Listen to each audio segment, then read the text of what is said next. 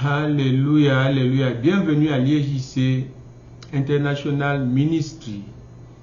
Que le Seigneur vous bénisse au nom puissant de Jésus-Christ. Dieu d'Abraham, Dieu d'Isaac, Dieu de Jacob, Père éternel, Seigneur Jésus, qui est comme toi, nous te couvrons des actions de grâce, nous te couvrons de pouvoir, de puissance, d'honneur, de majesté. Elohim, Dieu tout-puissant, Dieu très haut, Dieu qui aime tout le monde. Nous venons encore devant toi aujourd'hui pour apprendre, afin de savoir ce que tu aimes et ce que tu n'aimes pas. Que l'Église soit tout à fait irrépréhensible le jour de l'avènement du Seigneur. Saint-Esprit, prend contrôle et enseigne ton peuple. Maintenant, en amenant toute pensée captive à l'obéissance de la parole de Dieu. Je couvre le studio ici par le sang de Jésus et toi qui me regardes, sois protégé, toi et toute ta famille, par ce même sang. Au nom puissant de Jésus, nous avons prié. Amen. Alléluia, alléluia, alléluia.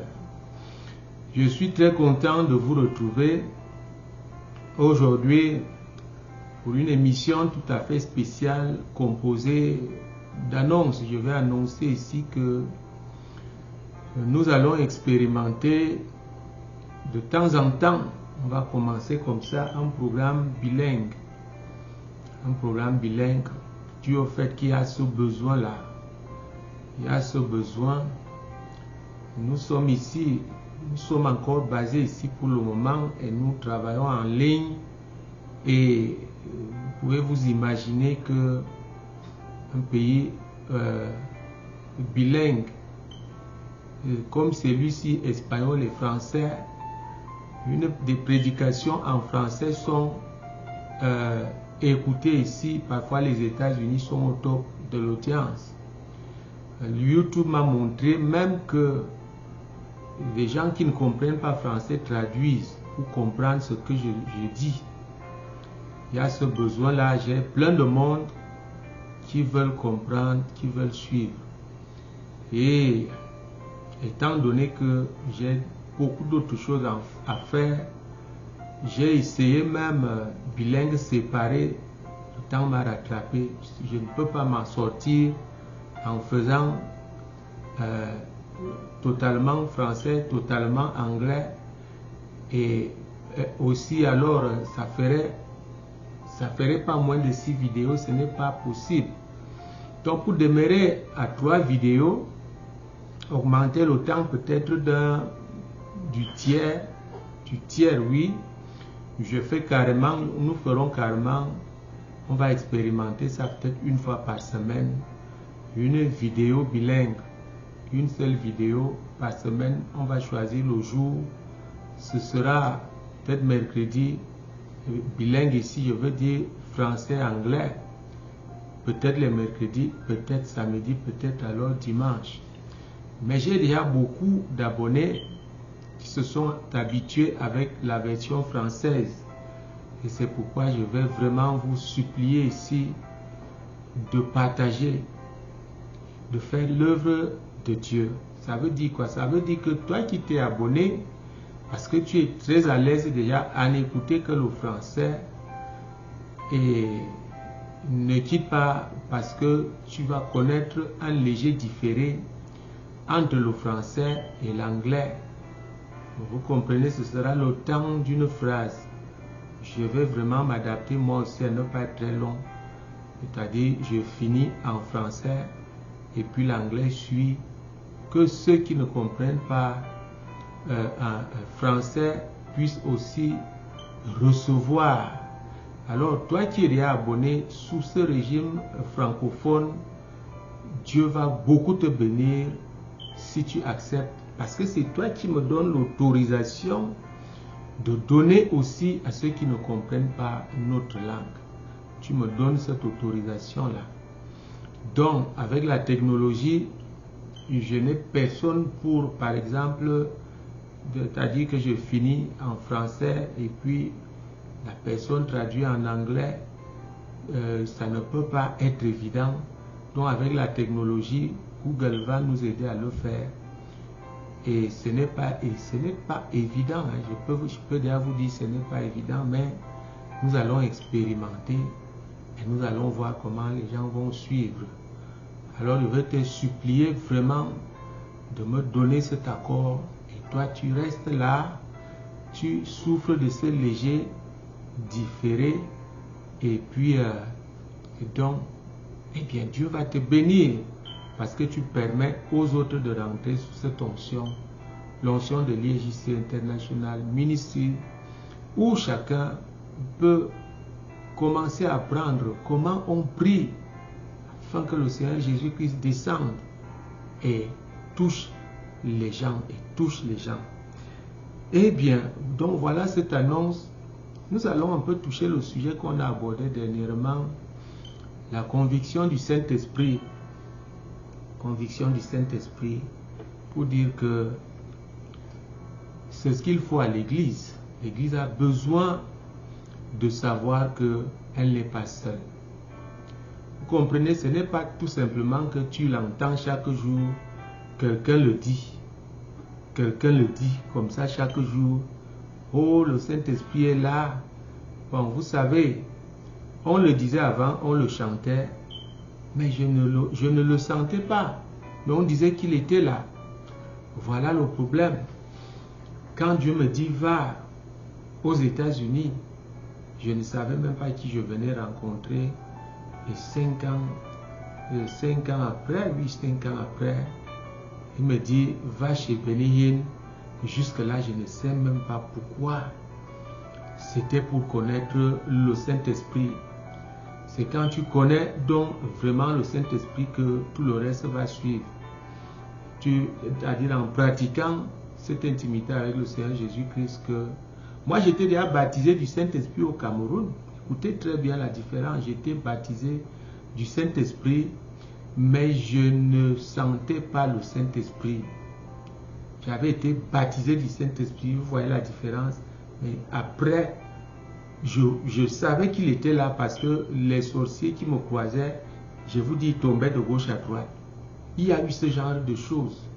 Je venais d'être baptisé du Saint-Esprit et quand je marche en route, si mon petit-neveu était là, il peut vous donner ce témoignage.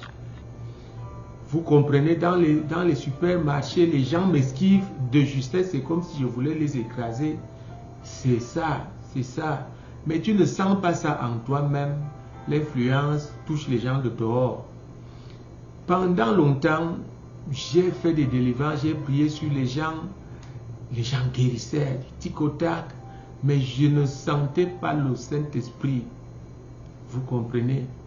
Je vais vous montrer la différence tout de suite. La conviction du Saint-Esprit, c'est par exemple ce verset biblique de Romains chapitre 8 et le verset 16, nous pouvons lire. L'Esprit lui-même rend témoignage à notre esprit que nous sommes enfants de Dieu. Vous comprenez maintenant? L'Esprit lui-même rend témoignage à notre esprit que nous sommes enfants de Dieu. Waouh! Qu'est-ce que ça veut dire? Ça veut dire que toi qui es un enfant de Dieu, tu dois avoir un signal qui a une habitation en toi. Par toi-même, tu peux être seul et sentir cela. Ça te rend confiant, ça te rassure, ça te casse moins quand on te touche, quand l'ennemi te touche, quand on t'afflige. Tu as cette conviction-là, tu dis, je ne suis pas seul. Mais le frémissement, tu dois le sentir dans ta chair. Tu dois sentir quelque chose de différent. Tu es resté toute la journée. Quelque chose doit pouvoir te réveiller. Comme ça, quotidiennement, si tu flirtes avec le royaume des cieux, dans la lecture, la méditation, si tu touches à cette Bible, tu la touches. Dès que tu la touches, et puis tu sens comment quelque chose traverse tout ton corps. grand, de la tête jusqu'aux pieds, ou des frémissements, des fourmillements, ça veut dire que quelque chose est déjà en toi. Écoutez bien, tu peux recevoir le baptême du Saint-Esprit, mais tu ne sentiras pas ce que je te dis là. Enfin, c'est mon expérience, je ne sais pas. Je crois que pour la plupart des cas, dans la plupart des cas, ça s'applique. Je ne sentais rien. Je faisais des grandes délivrances avec les grands hommes de Dieu jusqu'à quand je rencontre mon mentor, le pasteur Béni ici aux États-Unis, qui m'enseigne la pratique de l'intimité avec le Seigneur Jésus-Christ. Quand j'arrive au deuxième niveau de prière et que je suis ravivé, le ravivement c'est le second baptême du Saint-Esprit. Vous trouvez ça dans Tite chapitre 3 verset 5. Le renouvellement du Saint-Esprit. C'est ça le ravivement. C'est en ce moment-là, parce qu'en ce moment précis, le Seigneur descend et il te touche. C'est fini, tu es scellé. C'est en ce moment donc qu'il habite en toi. Ce n'est plus moi qui vis, c'est... Vous comprenez? Dans Colossiens, ce n'est plus moi qui vis, c'est le Seigneur Jésus-Christ qui vit en moi. C'est en ce moment-là, quand il te touche, qu'il habite véritablement en toi. Mais attention,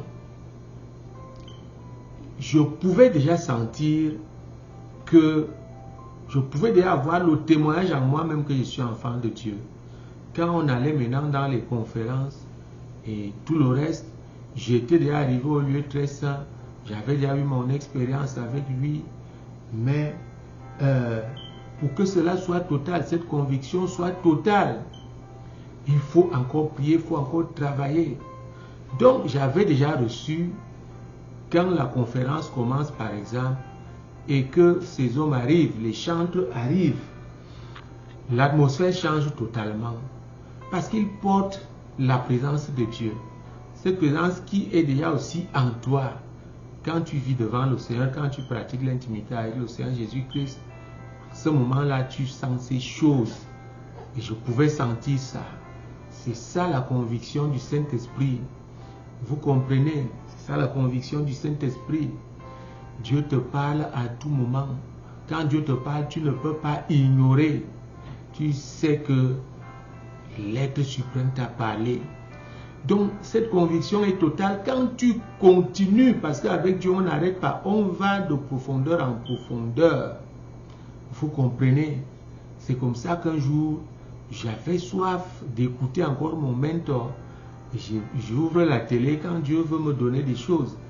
Il est là en train de témoigner comment le Saint-Esprit était descendu dans sa chambre et lui parlait, ainsi de suite.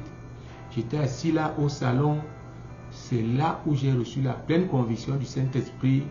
Il est tombé, c'est comme s'il sortait de la télé, il est tombé sur moi, c'était très doux.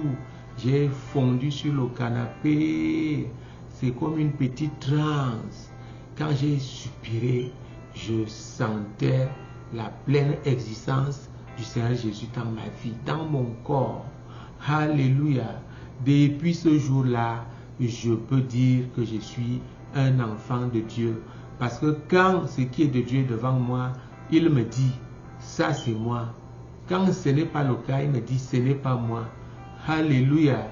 La conviction du Saint-Esprit en cas de doute, comme le titre, le sous-titre dont dernièrement, en cas de doute, ne fais rien. Demande à Dieu.